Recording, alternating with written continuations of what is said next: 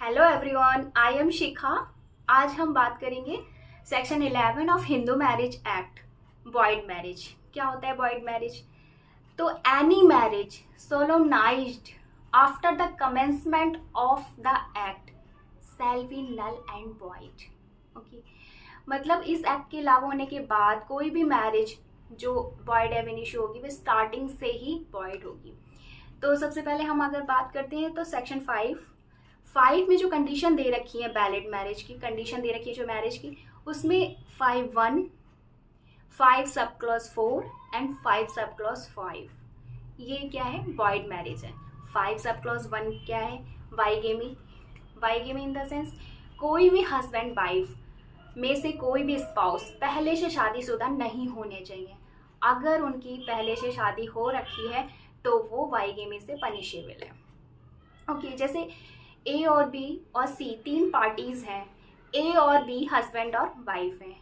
ए ने सी से शादी कर ली और जो सेकंड मैरिज है यानी सी जो सेकंड मैरिज है वो स्टार्टिंग से ही नल एंड वॉइड होगी।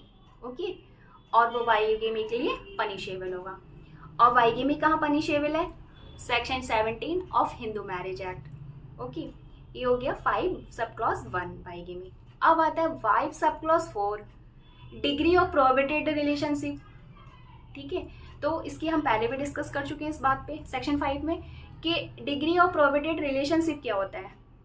तो ऐसा कोई भी रिलेशनशिप जो प्रोहिबिटेड डिग्री के रिलेशनशिप में आता है, जैसे एक एग्जांपल के द्वारा बताते हैं कि जैसे ए एंड बी दो हस्बैंड वाइफ हैं। ठीक है, दो पार्टीज इसमें, ए और बी दोनों हस्बैंड वाइफ हैं, लेकिन ए जो है वो अंकल है और वी उसकी नीस है, या ए और वी दोनों आपस में कजन्स हैं, तो ये मैरिज क्या होगी? नल एंड वाइड होगी। ओके, क्योंकि ये प्रोहिबिटेड रिलेशनशिप के अंतर्गत नल एंड वाइड होगी। अब प्रोहिबिटेड रिलेशनशिप में जो पनिश है वो कहाँ है? तो वो section 18 sub clause B of Hindu marriage Act में पनिशेबल है। ठीक है, अब आता है सेक्शन 5 सब क्लॉज 5। ठीक है, सपिंडर रिलेशनशिप। तो सपिंडर रिलेशनशिप क्या है?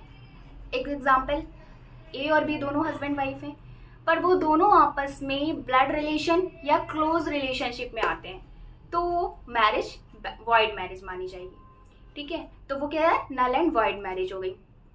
अब वो मैरिज नल एंड वॉइड तो हो गई, पर वो किस सेक्शन में पनिशेबल है?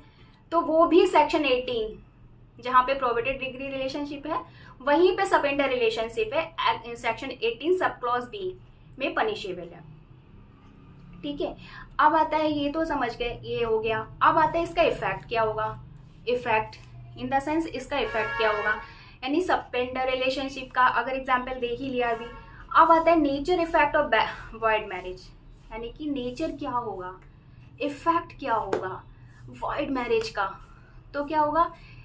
फर्स्ट अगर बात करें तो इट्स वॉइड ऑफ इनिशियो, ये स्टार्टिंग से ही वॉइड होती है, यानी कि वॉइड फ्रॉम बिगिनिंग, स्टार्टिंग से ही ये वॉइड है।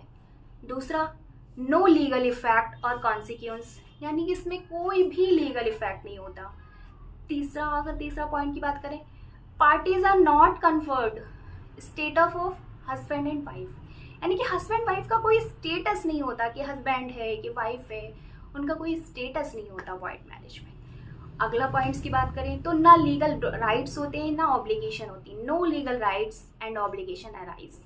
दोनों में से किसी की भी, हस्बैंड और वाइफ की, ना लीगल राइट्स होते हैं और ना ही उनकी कोई ऑब्लिगेशन होते हैं।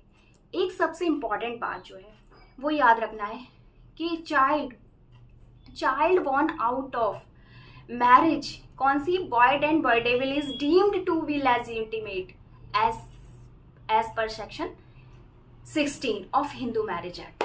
मतलब 16 सेक्शन जो 16 है वो हिंदू मैरिज एक्ट में ये बताता है कि जो वॉइड मैरिज या वॉइडेबल मैरिज से जो भी बच्चे उत्पन्न होंगे वो लेजिटिमेट ही होंगे। ओके, यानी कि बच्चे चाहे वॉइड से हों चाहे वॉइडेबल मैरिज से हों, बच्चे लेजिटिमेट ही माने जाएंगे। ओके, तो आज हम सेक्शन 11 वॉइड मैरिज की बात की।